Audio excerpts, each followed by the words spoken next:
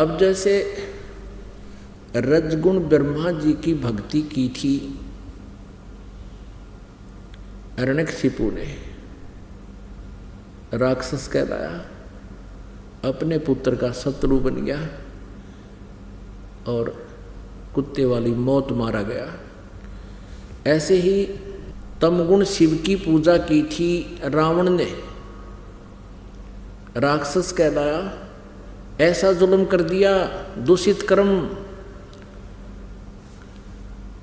अपनी ही माता को उठा ले गया। यानी भगवान शिव की पूजा करता था। ब्रह्मा जी, विष्णु जी, शिव जी, ये तीनों भाई हैं, बड़ा ब्रह्मा, बीच वाला विष्णु, छोटा शंकर। अब भगवान विष्णु की पत्नी माता हुई, क्योंकि जिसको वो इष्ट मान रहे थे शंकर भगवान को, उसका बड़ा भाई, और रावण पुजारी। ऐसे ही इस तमगुण शिव की पूजा की थी भस्मागिरी ने। भगवान शिव जी के महल के सामने, गेट के सामने, सिर आसन पर, ऊपर ने पैर, नीचे को सिर करके 12 वर्ष खड़ा रहा उल्टा। एक दिन पार्वती जी की प्रेरणा से, प्रार्थना से भगवान शिव ने उस भस्मागिरी से पूछ लिया कि तू क्या चाहता है, मांग, तूने जो मांगना है, मैं तेरे से प्रसन्न हो गया हूँ। अब भस्मागिरी ने कहा कि भगवान आप वचनबद्ध हो जाओ तब मांगू। भगवान शिव जी ने सोचा भी तपस्वी आदमी है, के मांगेगा, एक सिद्धि मांग लेगा, दे दूंगा। भगवान शिव जी ने कहा ठीक है भाई, मांग ले, मैं वचनबद्ध हो गया। तभी उसने वो साधना त्याग दी, खड़ा हो गया और कहा कि आप अपना भस्म कंडा दे दो। भगवान शिव जी के हाथ में एक कड़ा था, उसमें ऐसा सिद्धि युक्त कर रखा था भगवान शिव जी ने कि जिसके भी सिर के ऊपर वो ऐसे करके भस्म कह दे, वो जल जाता था, नष्ट हो जाता था, भस्म हो जाता था। इस बात का ज्ञान था भस्मागिरी ने।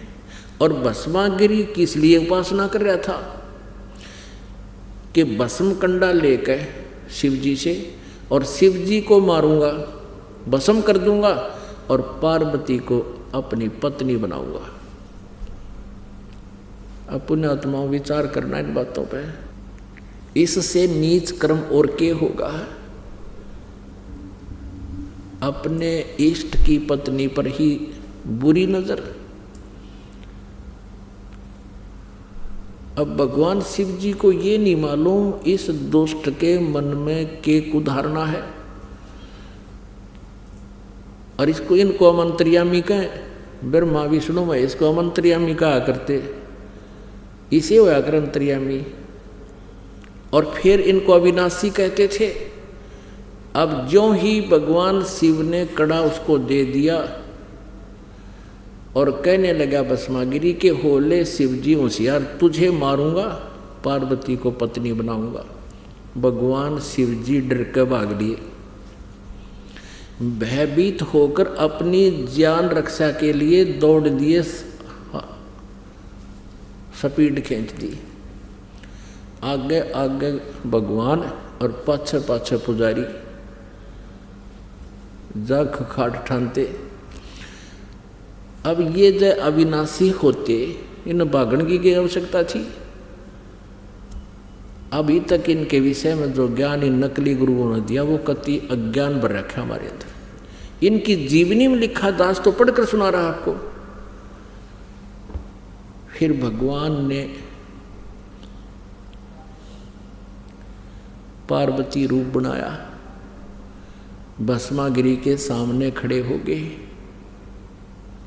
भस्मागिरी से बोले कि रुक जाओ, अब शिव जी तो तेरे पास आएगा नहीं, उसको तो इतना भय है कि जब तक तेरे पास कड़ा है वो निकट नहीं आएगा। अब भस्मागिरी का तो उद्देश्य यही था कि पार्वती मिले मुझे। आगे आपको इस कथा का पता ही है कि भगवान ने फिर उसको गंड हथ नाच नचा के और उसी कड़े से उसका हाथ ऊपर ले आकर के ऐसे नाच इस हाथ को ऊपर कर, इसको नीचे कर। जब वो कड़े वाला हाथ उसके ही सिर पर पहुंच गया तब कह दिया भस्म। वो भस्मा गिरी मर गया। उसके बाद वो भस्मा असुर कहलाया। भस्मा गिरी से ये गिरी, पुरी, नाथ, नागा, सन्यासी ये सारे शिव जी के पुजारी हैं, तमगुण शिव के पुजारी हैं। तो भस्मा गिरी से वो भस्मासुर कहलाया, कुत्ते वाली मौत मरा। तो इस प्रकार कहा है इन तीनों गुणों के उपासक राक्षस स्वभाव को धारण किए हुए मनुष्यों में नीच दूषित कर्म करने वाले मूर्ख हैं। अब विष्णु जी के उपासक अर्थात श्री कृष्ण जी के उपासक वैष्णव कहलाते हैं। एक बार हरिद्वार के अंदर कुंभ के मेले की परभी का संयोग हुआ। उस समय ये सभी ये त्रिगुण उपासक, ये षटदर्शनी भी बोलते हैं इनको, ये 6 प्रकार के जैसे गिरी, पुरी, सन्यासी, वैष्णु, नागा, कनपाड़े, नाथ, ये इस प्रकार 6 प्रकार के ये अलग अलग इनके वैरायटी होती है। षटदर्शनी कहते हैं इनको। ये पहुंच गए वहाँ हरिद्वार में और वहाँ ये अलग अलग अपने अपने ग्रुप में खड़े इकट्ठे हो जाते हैं। गिरी अलग, पुरी अलग, सन्यासी न्यारे, नागा न्यारे और वैष्णु अलग से। और जिस समय परभी का समय निर्धारित होता है उस समय उस सरोवर या दरिया में, जैसे हरिद्वार में हर की पैड़ी पर परभी लगी थी, हर की पैड़ी पर स्नान करने के लिए चल पड़े ग्रुप के ग्रुप, कोई 1000 ग्रुप। सबसे पहले नागा पहुंच गए, बिल्कुल निवस्त्र रहते हैं, वो भी भगवान तमोगुण शिव के उपासक हैं। हर की पैड़ी पर पहुंच गए, स्नान करने की पोजीशन में खड़े हो गए। पीछे से ये सतगुण विष्णु जी के उपासक वैष्णु संत आ गए। इन्होंने देखा कि नागा सबसे पहले नहाने को तैयार हैं गंगा में हर की पैड़ी में। तो वैष्णु ने कहा कि हम सर्वश्रेष्ठ हैं, नागाओ तुम बाद में स्नान करना, प्रथम हम स्नान करेंगे। अब नागा कहने लगे कि हम सर्वश्रेष्ठ हैं, हम त्यागी और वैरागी हैं, हम निवस्त्र रहते, हमें कोई इच्छा नहीं संसार की, हम सर्वश्रेष्ठ हैं, प्रथम स्नान हम करेंगे। अब वैष्णु साधु कहने लगे तुम शरण फिरड़ो, टट्टी के हाथ भी ना धोते, पशु की तरह नंगे फिरते हो, राख लपेट रखी, तुम काहे के श्रेष्ठ हो, बाहर आओ, पहले हम स्नान करेंगे। अब स्नान करना तो भूल भाल गए, भगवान भी भूल गए, हर की पैड़ी भी ना याद रही, आपस में झगड़ने लगे। वो उसका तलवार मारे, कोई तीर मारे, कोई बुड़का भर के काटे उनको आपस में, मुक्का मुक्का। यानी 25,000 ये त्रिगुण उपासक, ये त्रिगुणमयी माया के उपासक, रजगुण ब्रह्मा, सतगुण विष्णु, तमगुण शिव जी के, ये 25,000 तमगुण और सतगुण उपासक आपस में लड़कर कट मरे वहां पर। इसके बारे में सूक्ष्म वेद में बताया है, सच्चिदानंद घन ब्रह्म की वाणी में बताया है। तीर तुपक तलवार कटारी, ये जमधड़ जोर बधावे हैं, हर पैड़ी हर हेत न जाण्या, वहाँ जा तेग चलावे हैं, काटे शीस नहीं दिल करुणा, ये जग में साध कवावे हैं, जो जन इनके दर्शन को जावे, उनको भी नरक पठावे हैं। ओए होए, तीर तुपक तलवार कटारी, ओए कहते डट के लठ बजावे हैं, हर पैड़ी हर हेत ना जाण्या।